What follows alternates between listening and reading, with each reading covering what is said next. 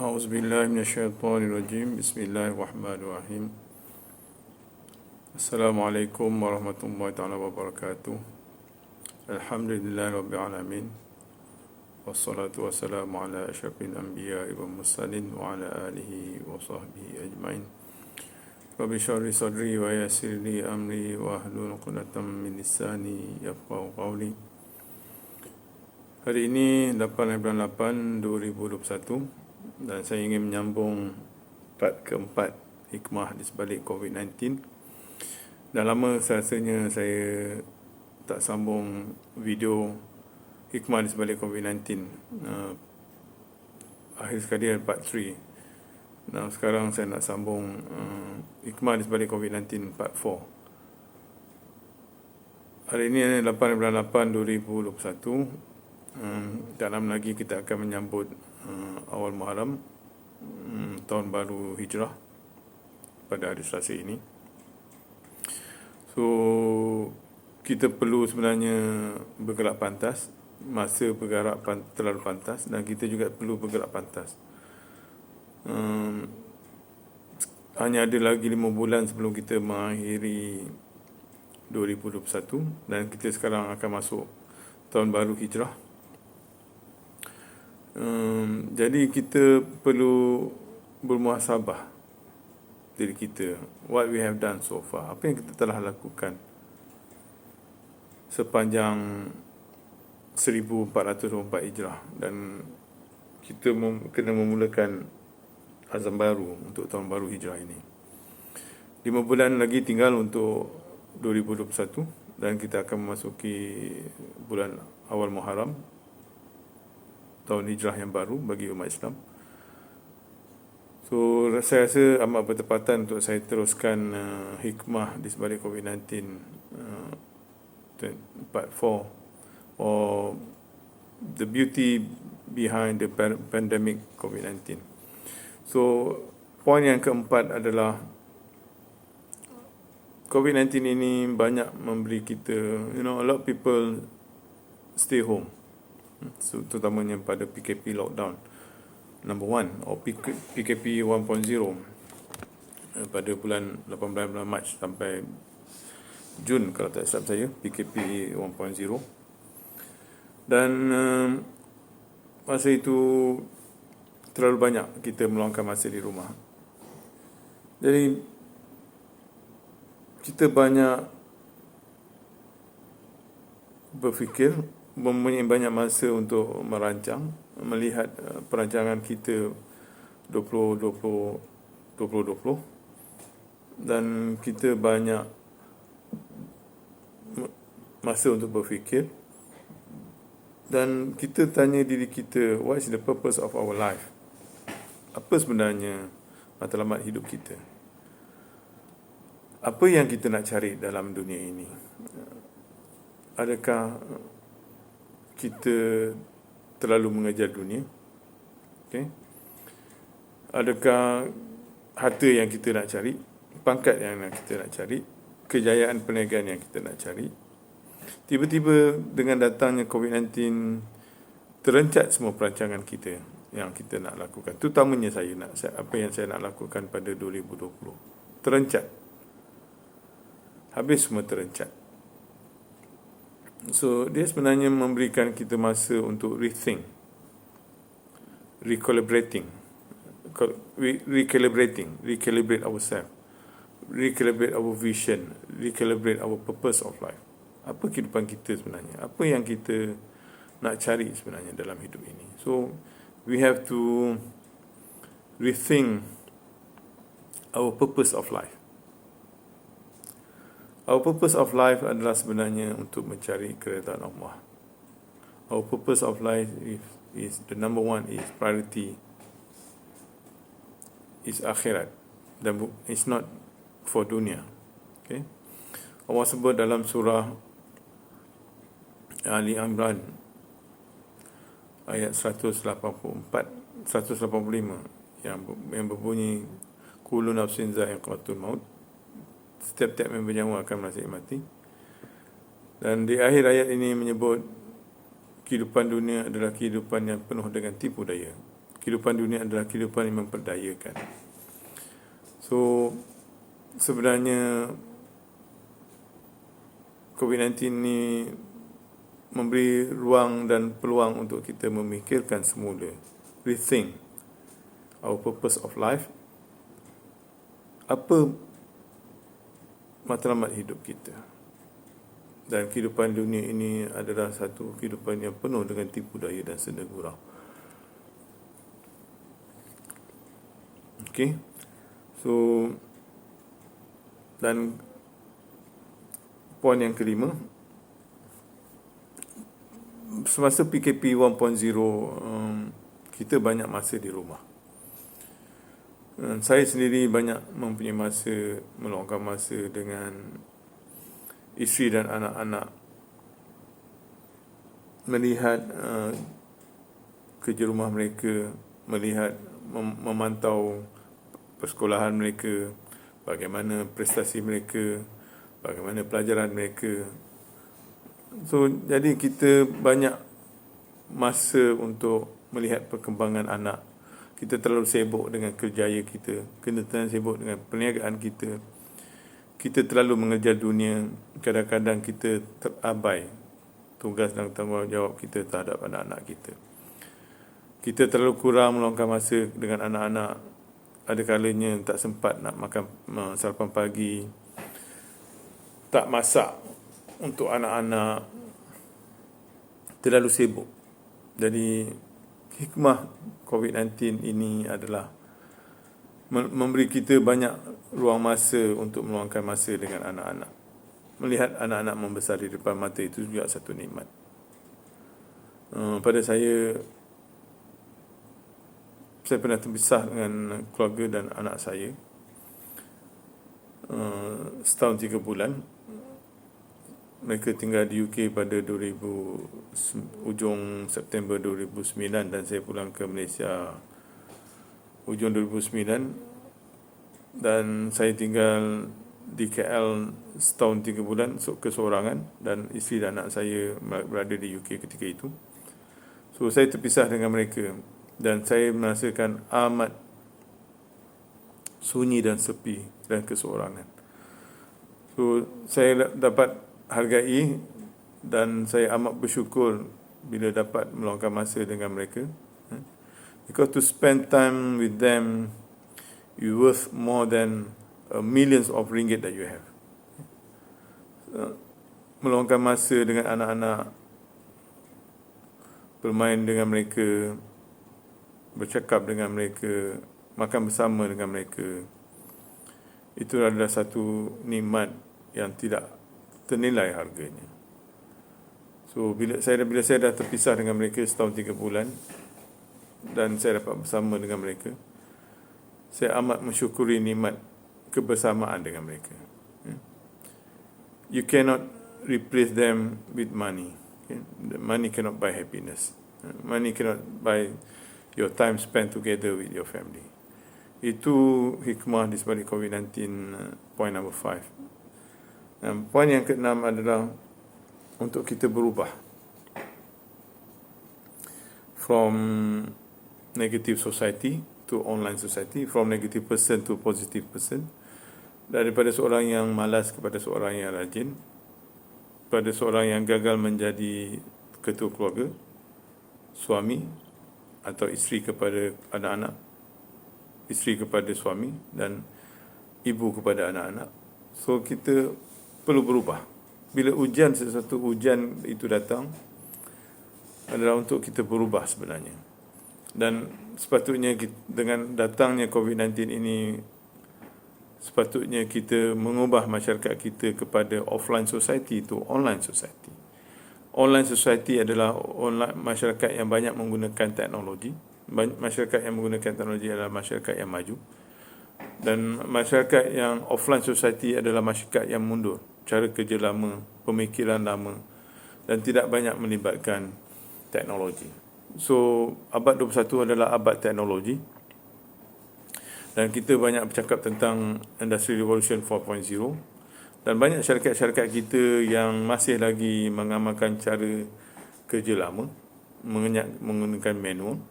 labor intensif. Kita sepatutnya banyak melibatkan teknologi, melibatkan automation dan sistem.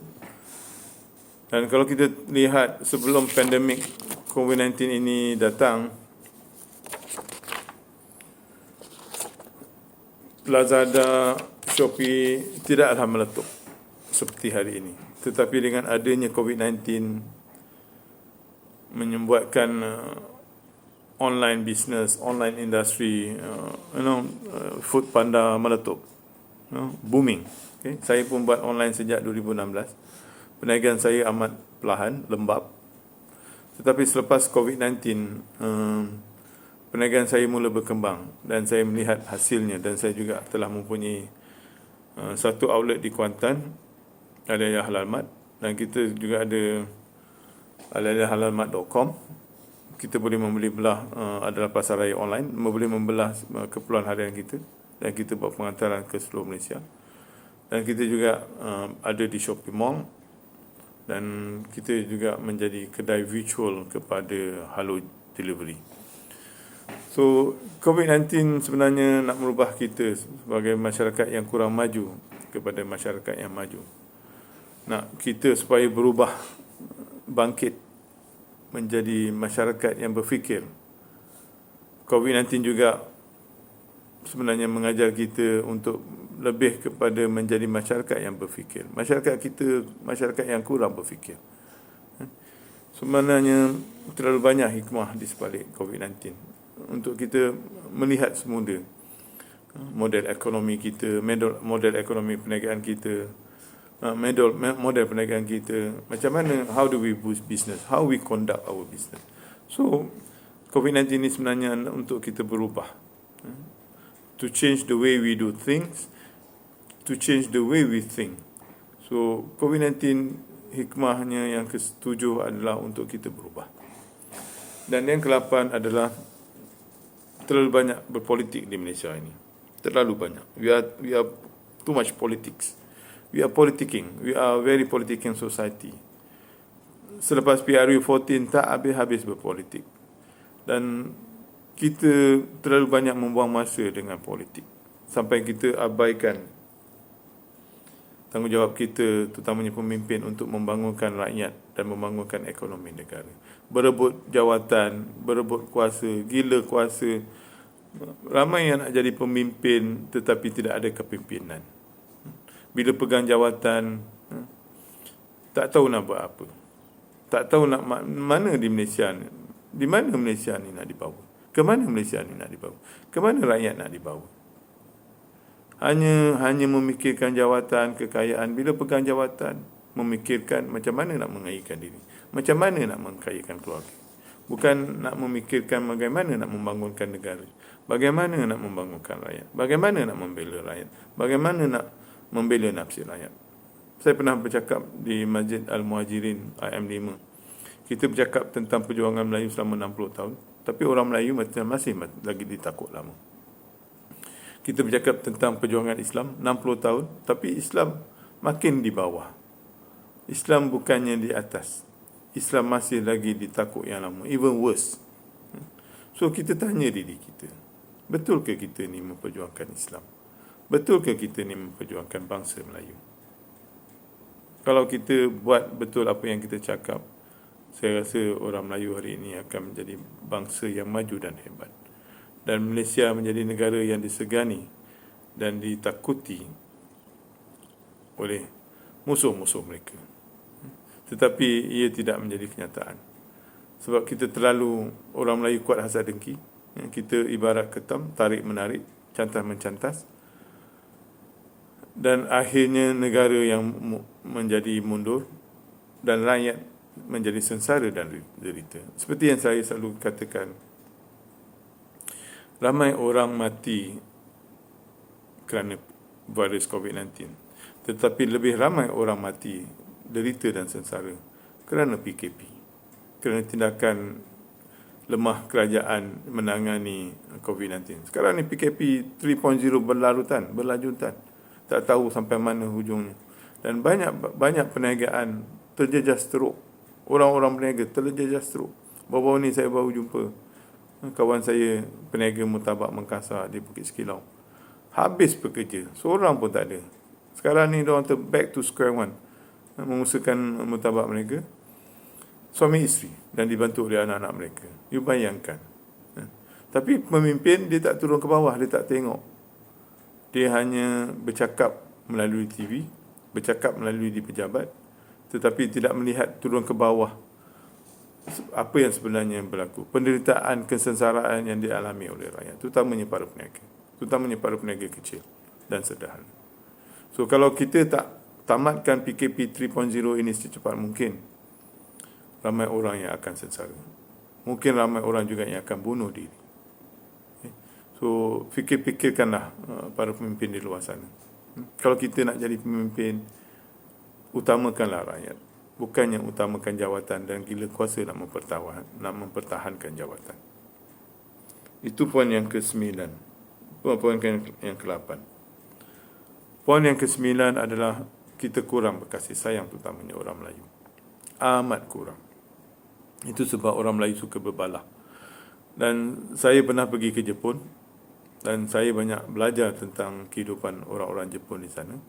Dan salah satu sebab kenapa orang Jepun maju dan hebat, kerana mereka terlalu berkasih sayang. Saya pernah melihat depan mata kepala saya di Shiba, Tokyo, di Shiba, Jepun, seorang ibu bersama anak ingin melintas jalan di zebra crossing, dan sebuah lori berhenti. Dan di depan mata kepala saya sendiri, saya lihat ibu ini memberikan tunduk hormat kepada pemandu lori ini sebanyak 6 kali, mengucapkan terima kasih kepada pemandu lori ini kerana berhenti di tengah jalan dan memberikan beliau laluan untuk melintas jalan. Bayangkan sifat kasih sayang mereka, sifat kasih kepada manusia, sifat kasih sesama bangsa amat tinggi di kalangan orang-orang yang maju. Seperti juga saya tinggal di UK. Mereka terlalu berkasih sayang. Kadang-kadang dipanggil saya, "Hi love, how are you love?" Inilah sifat-sifat yang amat kurang dalam masyarakat Melayu. Masyarakat Melayu suka berbalah, tak habis-habis berbalah. Inilah sebenarnya the beauty of COVID-19, adalah untuk kita kembali berkasih sayang. Hasad dengki yang kuat, iri hati, tak boleh tengok orang senang, orang nak berniaga tak bantu, tak support. Bila orang tu berniaga tak berjaya, ini akan keluarlah kata-kata, biasalah orang Melayu tak pandai berniaga, nak berniaga tapi tak pandai berniaga. Sedangkan kita tak bantu pun, kita tak beli pun barang-barang mereka. Kita lebih suka beli pada orang-orang bukan Islam, dan kita tak membantu membangunkan ekonomi Islam. Bila orang gagal dalam perniagaan, kita pun kutuk mereka. Biasalah orang Melayu tak pandai berniaga, sibuk nak berniaga. Orang Melayu bukan pandai berniaga, orang Melayu makan gaji aja. Itu sebab orang Melayu tak ramai yang berniaga, sebab mereka mengatakan bahawa orang Melayu ni hanya layak untuk makan gaji saja, dan orang Melayu tak pandai berniaga. Sedangkan keturunan saya, Said, keturunan saya datang daripada Yaman, Hadramaut. Mereka datang ke Nusantara, mereka adalah pedagang-pedagang Islam, mereka adalah peniaga. Dan matlamat mereka datang ke Nusantara adalah untuk menyebarkan agama Islam, berdakwah. Mereka berdakwah sambil berniaga, dan inilah yang saya lakukan, berdakwah sambil berniaga. Kita adalah traders, we are traders. Asal-usul saya adalah peniaga. So saya nak kembali kepada asal-usul saya dengan berniaga. Okay. So sebenarnya kita adalah seorang peniaga. Bangsa Melayu adalah bangsa peniaga, bukannya bangsa makan gaji. Kita menjadi bangsa makan gaji selepas kita dijajah oleh British. Kita dimomok-momokkan dengan kebodohan orang Melayu, dengan kemalasan orang Melayu, dan orang Melayu terima apa yang dilemparkan oleh penjajah kita, iaitu orang British. Dan jadilah kita orang yang makan gaji.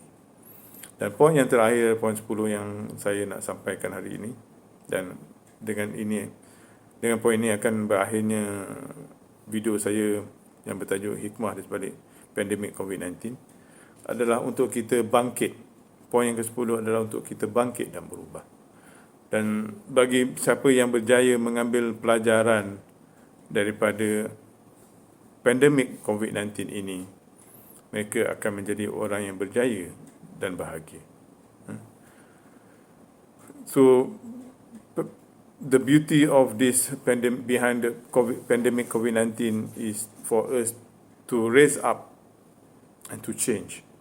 Adalah untuk kita bangkit dan berubah menjadi daripada bangsa yang mundur, bangsa yang hina, menjadi bangsa yang hebat dan maju. Untuk kita Malaysia menjadi negara yang maju.